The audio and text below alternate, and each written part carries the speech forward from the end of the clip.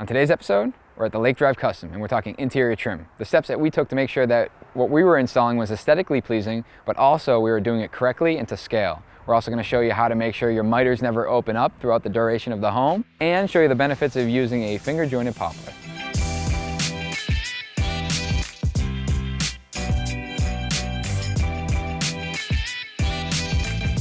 Before I get into the interior trim, I want to talk about one thing. One tip that I've seen missed countless times in previous projects, usually due to schedule, is the plaster. Plaster needs to be primed before you install trim and millwork. It has moisture in it, and if you are installing unprimed millwork or anything with raw wood in the back, that moisture can creep through the plaster into that raw wood, thus causing issues with finishing later on. But in this project, we're actually going to be using a Preprime product. This is from the Kuiken Brothers Classic Moulding collection. This is the early American collection. This home we wanted to keep things simple, so what I'm holding here is our 1x6 baseboard. Small beaded profile on the top, very simple. You'll see throughout the home that we're installing our outlets in the baseboard to keep them out of the wall. What we did is we actually made this selection very early on, which was very important to us because we wanted that outlet to land perfectly centered, not on the baseboard, but within the square section of the baseboard. Secondly, we're actually using the very similar casing. You'll see it's a 1x4 with a beaded edge. And we're installing the back band. What is nice about the back band, it's a little bit more work to install because it is a two-piece casing. We're gonna be installing this around our windows and doors. But what's nice about that is I'm holding this as my casing, and then my baseboard gets tied into it, and it gives you a nice intentional reveal. Oftentimes I see, this step skipped, or other times you'll see them try to install a profile that is the same thickness. And that is a very hard joint to achieve. Even if you domino it and sand it, it's still a very difficult joint to keep perfect throughout an entire home install. Finally, at the ceiling, we're installing this. This is actually a favorite of mine. We use this crown molding a lot. It's very steep. It's got a nice cove to it and a small bead. So you can see that it's very consistent throughout the casing, the baseboard, as well as the crown molding, that we have this bead. This stuff is made out of finger jointed poplar. The nice thing about that is it makes install a lot easier for the guys because this stuff doesn't twist. Behind me, we have all our molding stacked up, but we also have a ton of solid stock poplar. And you can see some of that stuff came in twisted. We'll send that back, we'll replace it, but that's something that we're not battling with this finger jointed stuff. The best thing about using a finger jointed material is that you can get a long length and it can stay true. So the guys on site, it makes their job easier because they're not sifting through solid stock material that might be twisted or bowed, making their job more efficient, thus saving us time and money. So when we are doing, say, crown molding or baseboard, when you traditionally have long walls that you have to combat, those scarf joints are gonna be less and less. I wanna go upstairs, we're gonna look at the window trim that we're installing now. So we are up in the laundry room. We have one window in here. It's just about complete. I want to walk through a couple of key details and how we got to what you see in front of us here. Number one, we don't order our windows with extension jambs. We find it easier to build them on site, especially if you guys remember this house was built with exterior insulation, so that extension jamb would not have been deep enough anyway. So you'll see that solid poplar here was built on site with the rest of this. Then we have our window stool. This is a full 5/4 or otherwise 1-inch thick piece of solid, not maple, I'm sorry, poplar. And then we have our beaded casing with our back band. Now, traditional, we're gonna talk about this in a second, but everything gets not only glued, but we're also dominoing it and throwing a pocket screw in. We'll touch base with Sean in a minute and show you how we're doing that. And then this back band gets installed after. Now, this is where it became a discussion. This line right here carries through down to our stool, and we wanted to continue that below. This is our apron. Our apron is actually the same as what we're using for our casing. We don't have our cove installed just yet, but we will be installing 11/16 by 11/16 cove. We spoke with the guys over at Kuiken Brothers as well as Brent Howell, and he was the one that actually made the recommendation that we needed to scale that back. But really the most important detail here is that our outside of casing to outside of casing is the same dimension as our overall apron length. That cove is going to be proud of that, but when you stand back and look at the window, and we're gonna hop in the other room, I wanna show you from afar what this looks like and how it references. So follow me over to this bedroom, I'll show you what I'm talking about. So So you can see from standing back here, outside of casing continues through. And now you're gonna have a cove molding underneath that stool, but right now you're actually not seeing it. It's not installed, but even when it is and everything's painted one color, that right there makes that window feel well balanced and well scaled. So on the doors, we're using the same casing, same back band. This goes all the way to the floor, that 3/4 inch baseboard, a nice place for it to die into while leaving an intentional reveal. So the doors are real simple. We are using a solid construction. This is a rail and style door, so you have true stiles as well as the 3 rails. Simple shaker design, square edge detail, which is gonna complement the kitchen really well because we'll be fabricating that kitchen in our shop, with a very similar profile. But let's hop in the other room. Sean has a mock-up made for how we're dealing with our mitered corners on all of this casing and trim.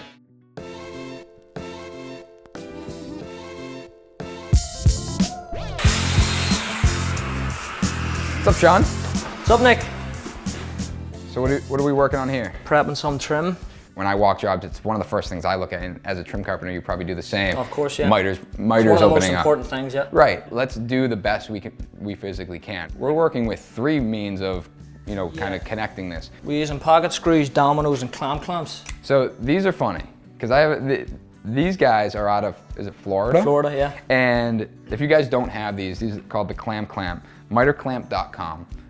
You have to call the guy. He's got a website. You have to call the old guy, yeah. You gotta call the old guy. I don't think they take credit card. They do.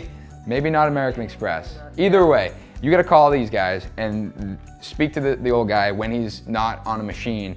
And these are some of the strongest miter clamps I've dealt with. Well, and I think he makes a point in like giving the pros kind of a discount. Yes. Because that's what he done with me. Right. The more you order, the cheaper they are. Yeah, exactly. But it's interesting, like if you guys can see here, and you'll see this when we use it, but there's 4 teeth on these clamps and they're facing backwards. And this one here is on a cam. So as I spin this, it's actually pushing out, and at that point it's grabbing casing, and if you watch, it pulls it towards this one.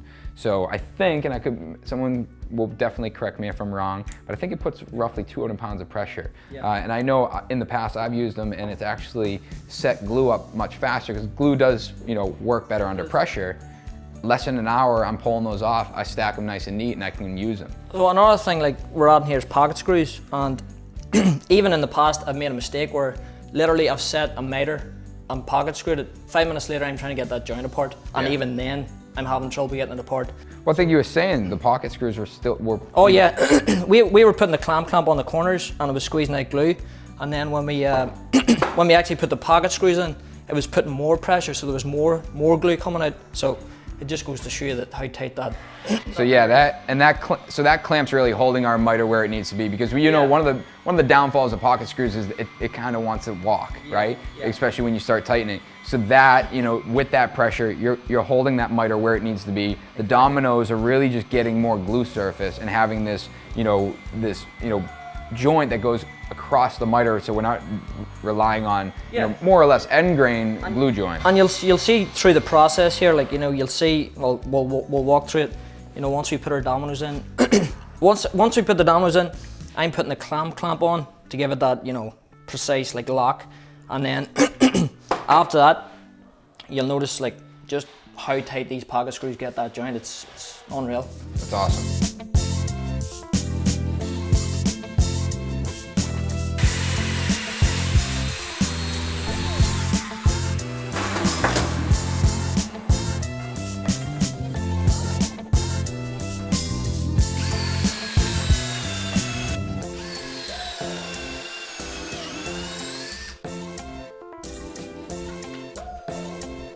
An important tip is that you don't want to over glue this stuff, and just have a thin coat. That's all you need. And what it does 2 things: it actually lubricates it to get it in, but it also gives that just enough pressure, hold, and be strong.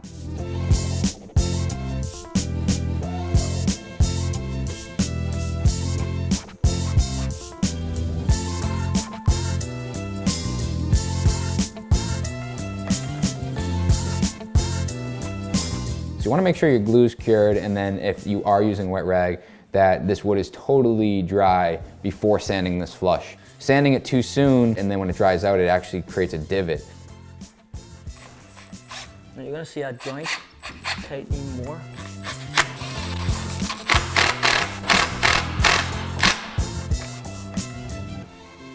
So we're gonna set this aside. Realistically, we could pull the clamp off, but it is good to leave it, you know, at least for an hour or so, let that cure. We got one more leg to do, and then we'll get this thing installed. Sean, this looks awesome.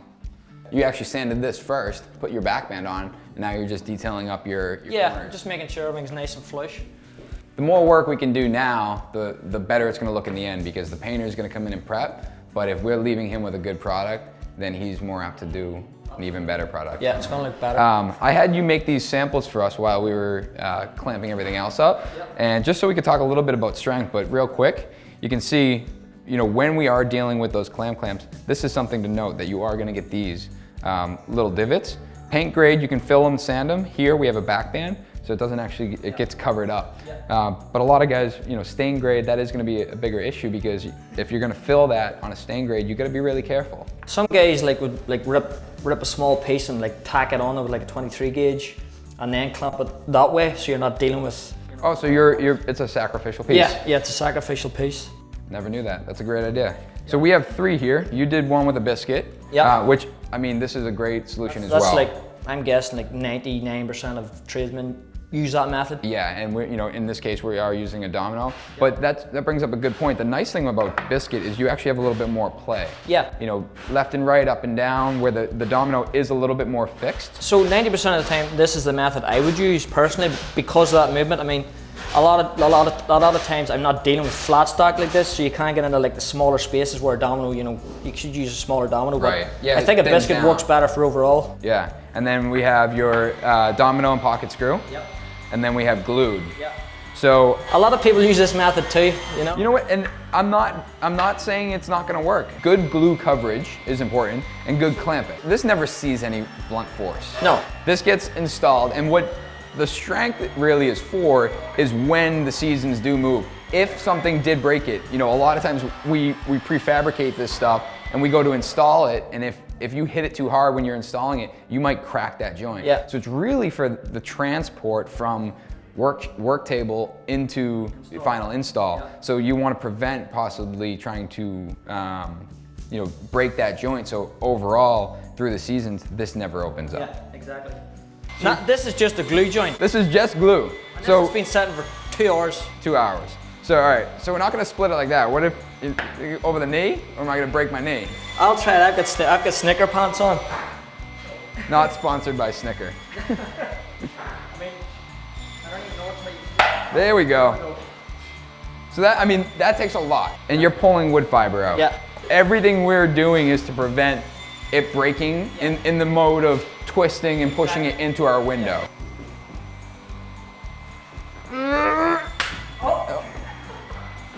Well, all right. So, I'm not gonna lie, this one didn't have as long to set up. Okay. So I kind of thought of this after these two. So the glue's still pretty wet. Yeah. It's still wet. So I mean, again. But even in that short time. Right, and this, you can actually see what we were talking about is that when these are together, you know, you do have a little bit more play this side to side. So in flat stock, it's not as important, but when you have a profile, sometimes you have to detail if it ran through a knife differently. So biscuit, yes. So biscuit, yeah. We're not breaking this one. I'm not even going to attempt. So what we have here is we've got the 2 dominoes, and we've got pocket screws left and right of the domino as well. But boot to boot. Oh, I get it. That's kind of what you get there. These were only set for 2 hours. But I mean, you're doing some serious damage. Yeah, you're not. You know. Once that glue settles, to me, it's indestructible. So. Just like everything else we do, we want to make sure that we're understanding our approach and taking the necessary steps to do the very best job that we can. Stay tuned for the next episode. We're also going to get into our crown molding and a couple details on that. Yep. We also have the staircase to do with that curve that we added up at the stair landing. Will and his guys are going to be back on site to walk us through how they're going to build and fabricate that curved walnut nosing in place. And as always, follow us on Instagram at NSBuilders. And Sean, what's your Instagram handle? Kelco Carpentry. Thanks, guys. Thank you.